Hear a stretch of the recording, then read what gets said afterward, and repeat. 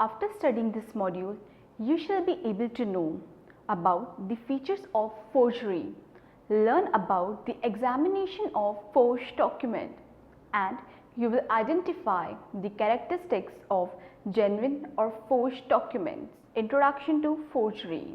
Forgery may be defined as the creation of any false written document or alteration of genuine one with intent to defraud. Forgery may consist of filling up the blank on a document containing a genuine signature or materially altering or erasing instrument. An underlying intent to defraud based on the knowledge of the false nature of the instrument must accompany the act. Modes of forgery may include bills of exchange, bills of lending, promissory bonds, notes, receipts, money of goods, mortgages, discharge of mortgages, deeds, bonds, records, account books, and certain kinds of tickets or passes for transportation or events, etc. Let us learn about the characteristics of forged document. Perfect simulation is not possible while imitating a genuine signature. The forger endeavors to copy the shape, size, style, slant, and other broad features of genuine signatures. To accomplish this task, he must have memory of the visual characteristics feature of the genuine signature, and then he must be able to put them in similar manner on the paper. All imitations require careful attention to reproduce the exact sameness of the general appearance of letters, and while performing the act, the speed slows and it takes longer time to imitate the original writings. The attention of the forger remains divided in copying the outline of the letters of model signature and other features, and in suppressing his style of writing due to increase and decrease in concentration in the act of copying. The sign of drawn and or hesitating writing grip in his work, which becomes evidence of fraud. The fear of punishment in doing such an illegal act also disturbs the forger. This reflexes to his mental tension also makes the imitation difficult, and thus he does not achieve perfection. Now we will learn about the evidence of fraud, that is disputed signature showing superior skill. To a great or lesser extent, almost all individuals have the ability to distort their handwriting or signature. How successful one is depends on his or her awareness of his or her own writing or signature. The amount of writing or the number of signature that need to be disguised or distorted, and his or her creativity. Individuals may motivated to produce a signature that they will deny at a later time. This has been encountered involving government checks, acknowledgement of receipt of property, leases, business contracts, etc. Disguise can be accomplished by changing the slant, increasing or reducing the size of the signature, distorting letter designs, reducing or increasing speed, or any combination of these processes. Distinguish signatures that are produced at leisure and with practice, usually will be more successful than those that must be produced in the presence of the tailor or delivery person. The success of attempt to disguise is also increased if the true individual is the sole source of standards used for comparison. If the individual has the opportunity to call or carefully select the exemplars submitted to the forensic document examiner, one can assume that only those that appear different will be produced. It is proved that a writer with a lower writing movement cannot ascend to higher writing movement.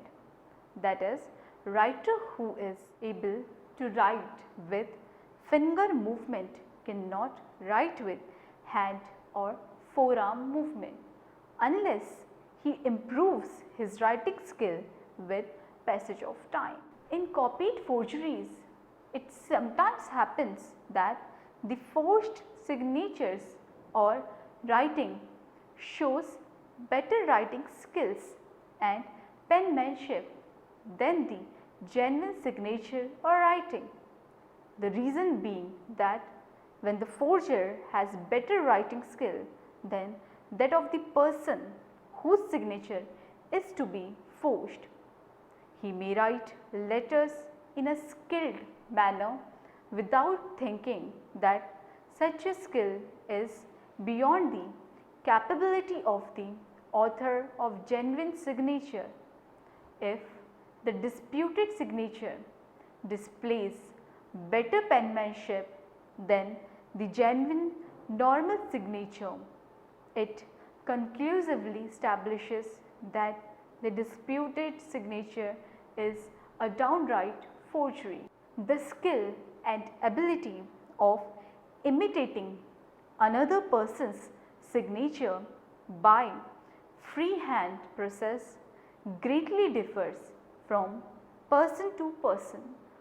The forger cannot possess the dent of mind and muscles to make a good imitating equivalent to that of the person whose writing is to be imitated. He may possess the technical skills of copying the general outline of the forms of letters, but he will fail in reproducing the exact qualities of writing he intends to imitate. In the signature, the disputed is written with greater speed, and the writer of the genuine signature is not capable of writing with such a speed. It is a stronger corroborative factor to conclude that the disputed signature is a forged signature. One who has lower order of writing skills and writes poorly cannot write skillfully. The questioned signature or writing contains positive evidence of fraud. Now let us learn about evidence of fraud, that is the difference in speed of writing. Speed in writing is the rapidity in movement of pen and pencil in the formation of letters comprising words and sentences. The degree of speed varies in handwriting, which make it important factor in the examination of question document. The speed in which individual writes is dependent upon his mental attitude, physical conditions or impulse. Therefore, the degree of speed used to peculiar to each person. The indication of the degree of speed used in writing is always found in the line qualities of the writing. Uniform speed produces good line quality, but excessive speed reduces the legibility of the writing and prevents the formation of carious letters especially towards the end of the word. Legibility is the primary purpose of the signature, and when it is written with great speed, it is often illegible and sometimes nothing more than a marked signature. A writing written with a peculiar speed by an individual cannot be imitated by the larger with the same degree, and thus the execution of the forger is liable to detect. Now let us learn about the difficulty in copying the signature of skilled writer than an unskilled writer. It is exceedingly difficult to copy the smooth, forceful and rhythmic writing of a skilled writer.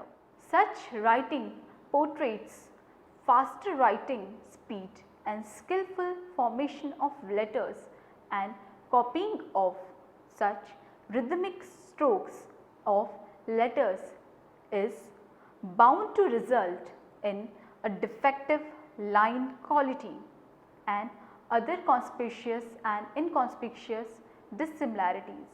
The writings of unskilled writer showing slow speed, ill defined formation of letters and curves and changing movement impulses in the strokes and simulated comparatively more easily because their manner of production is similar to the process of copying. Now next is line quality of the simulated forgery. The principal error in the identification of signature is due to the assumption that the resemblance in the design of letter or other general feature is a proof of genuineness, which is obviously not correct. While simulating a signature, the main aim of the forger is to make simulated signature similar to that of the model signature selected by him. Thus, a simulated signature will naturally show some resemblance with the signature imitated.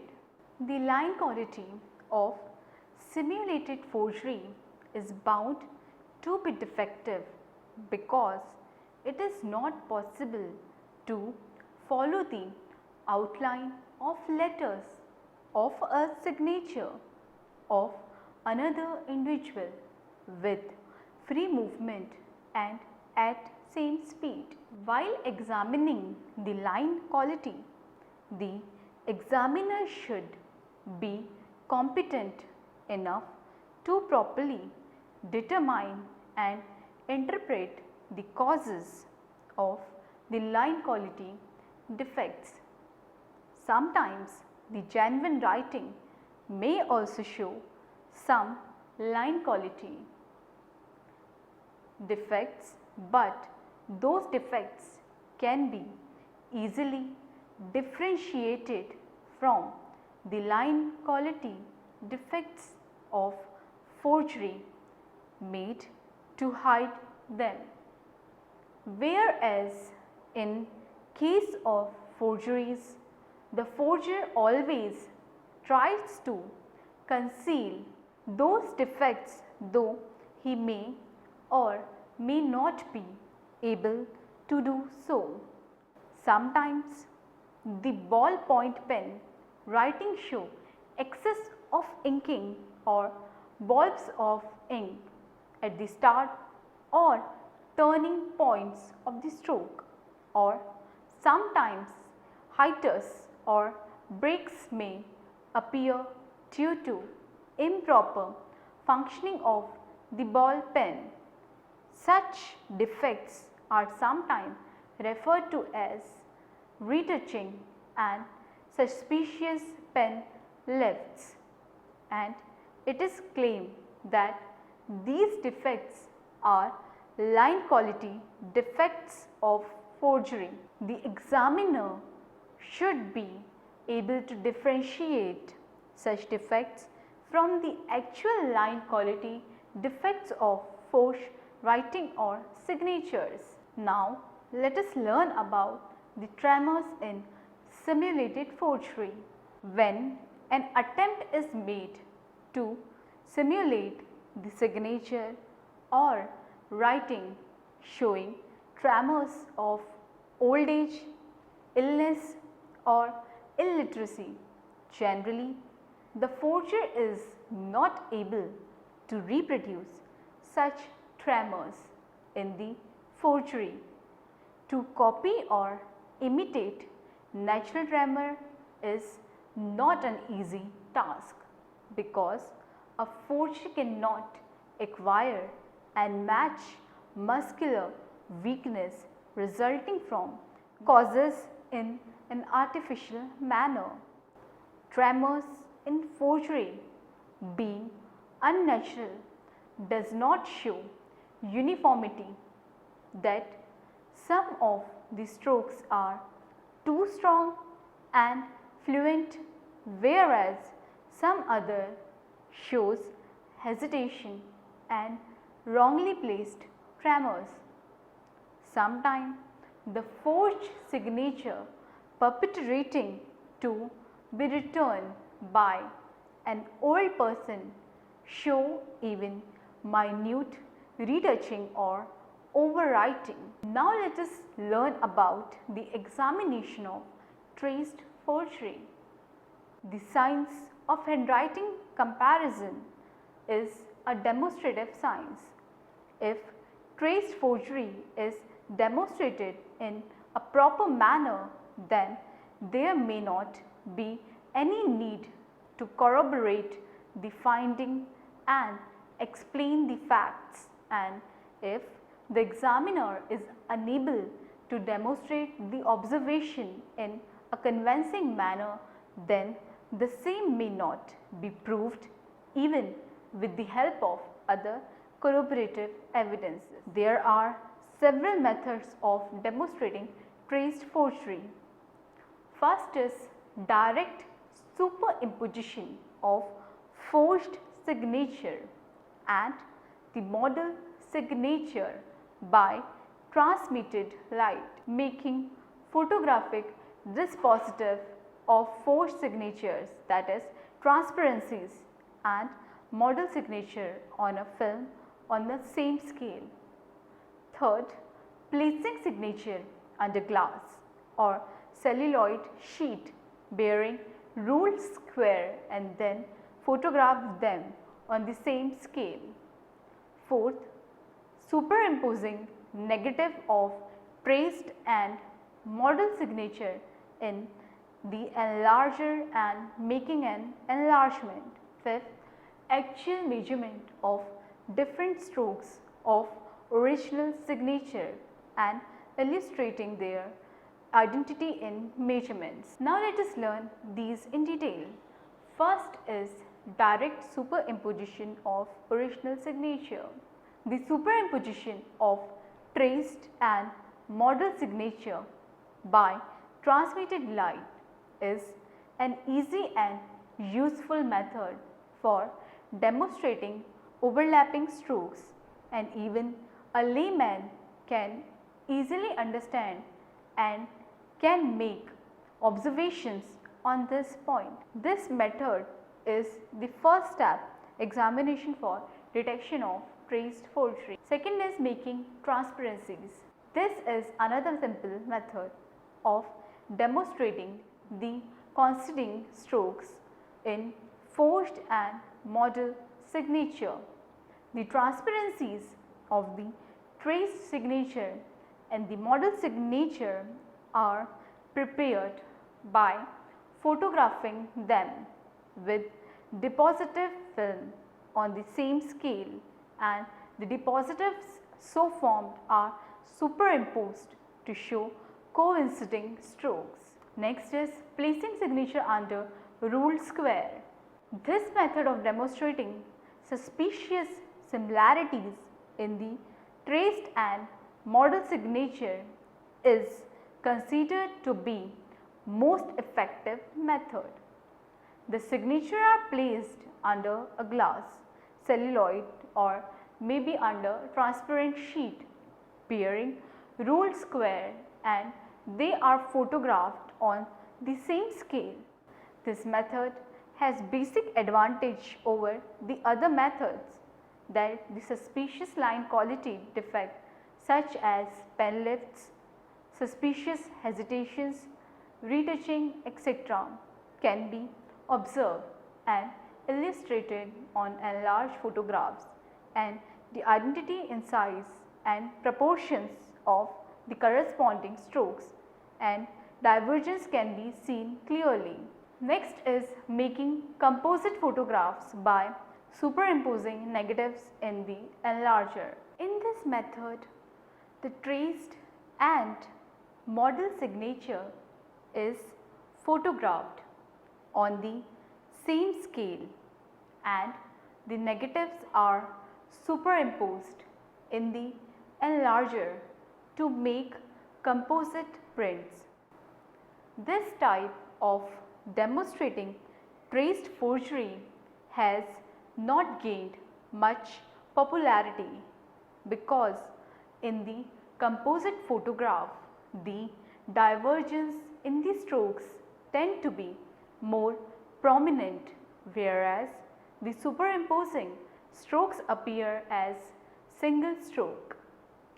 Now next is measurements of different parts, strokes of signatures. Trace forgeries can also be demonstrated by taking measurements of different strokes of signature and showing the identity in measurements. This method may prove useful along with other demonstrative methods.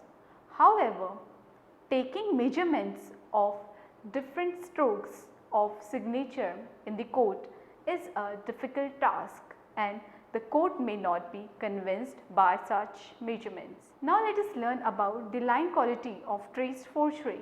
Traced forgeries are frequently passed as genuine by those who compare only the design and outer appearance of letters and give little attention on the line quality.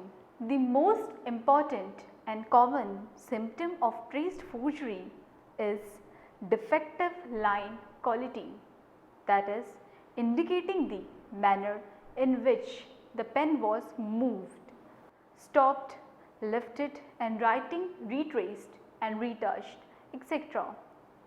During the process of tracing, while tracing, the forger may be able to make the design of outline of the forged signature similar to the model of signature, but the more resemblance in the general design of the letter is not the sole criteria for the comparison of such resemblance is given to them least important, the writing habits and individual characteristics. The traced forgery may show normally signs like hesitation, pen lifts, defective shading, minute retouching.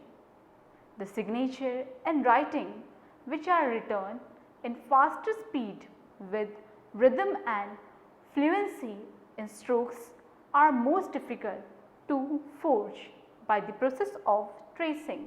The forger never wants to deviate from the model signature, which results in the marked decline in the rhythm and speed, making detection easy. Next is examination of forgery by memory. Such forgery is usually the combination of the normal handwriting of the forger and letters bearing some resemblance with the signature or writing of the actual writer. The degree of resemblance of course depends upon the ability of the forger to memorize and reproduce the letter forms. Such type of forgeries can be easily detected and proved because forgery by memory is primitive type of forgery and no forger can memorize or reproduce all the features of the signature or writing to be forged. Let us summarize what we have learned in this module. Forgery may be defined as the creation of any false return document or alteration of genuine one with the intent to defraud. Perfect simulation is not possible. The skill and ability of imitating another person's signature by freehand process greatly differs from person to person. The skill and the ability of imitating another person's signature by freehand process greatly differs from person to person.